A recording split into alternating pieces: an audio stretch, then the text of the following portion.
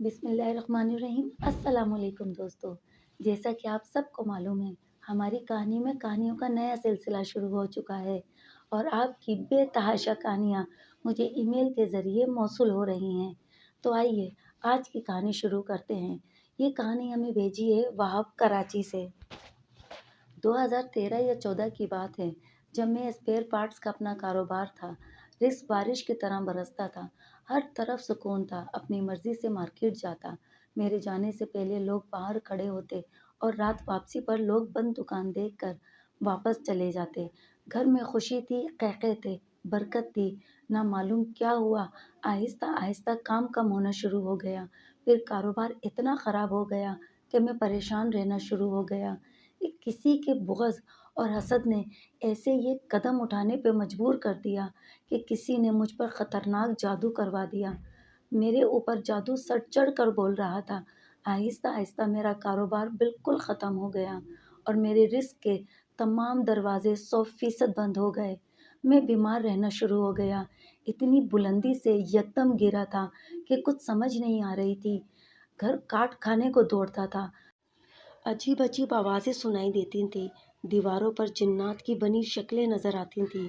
گھر صاف ہونے کے باوجود بھی بدبو آتی تھی، جگہ جگہ خون کی چھینٹیں نظر آتی تھیں۔ ایسا لگتا تھا کہ جیسے کوئی زور زور سے میرے حال پر ہنس رہا ہو، اور کبھی ایسا لگتا تھا کہ جیسے زور زور سے کوئی رو رہا ہو۔ چیزیں اچانک خود بخود غائب ہو جاتی تھیں اور پھر اچانک ہی مل جاتی تھیں۔ میں نے ایک مرتبہ ایک کتاب میں پڑھا کہ جو بندہ ہر وقت باوضو رہتا ہے اس کے دروازے کھول دیے جاتے ہیں۔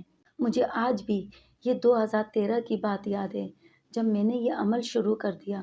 سارا دن باوضو رہتا، جب بھی وضو ٹوٹتا اسی وقت اٹھ کر وضو کرتا۔ اس کے ساتھ رب نے یہ بھی توفیق دی کہ جتنا زیادہ سے زیادہ ہو سکتا تھا نبی کریم صلی اللہ علیہ وآلہ وسلم کی بارگاہ میں درود و سلام کے نذرانے پیش کرتا تھا۔ مجھے امید تھی کہ ان کے وسیلے سے ہی میری مشکل حل ہوگی۔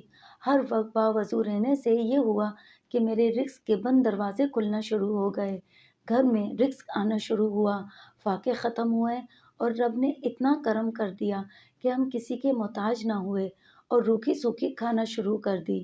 ہر وقت باوضو رہنے کی برکت سے مجھے ایک بزرگ ملے، انہوں نے مجھے ایک عمل دیا۔ یہ بزرگ مجھے کسی مخلص کے ذریعے ملے تھے۔ انہوں نے مجھے آیت الکرسی کا ایک عمل بتایا۔ کہتے تھے بیٹا آپ کا اور کوئی علاج نہیں، صرف یہ عمل کرو، ہمیشہ سکھی رہو گے، تمام رزق کے بند دروازے کھل جائیں گے۔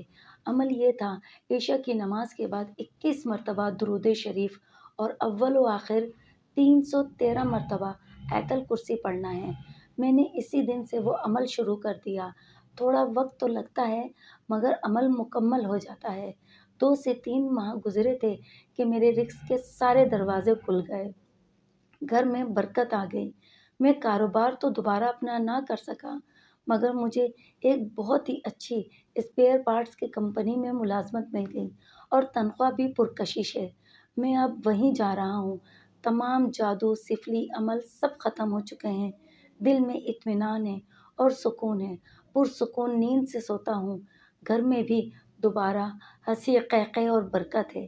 یہ عمل آج بھی جاری ہے، بلکہ اب تو میرے ساتھ ساتھ میری اہلیہ اور میرے بچے بھی نماز عشاء کے بعد یہ عمل لازم کرتے ہیں۔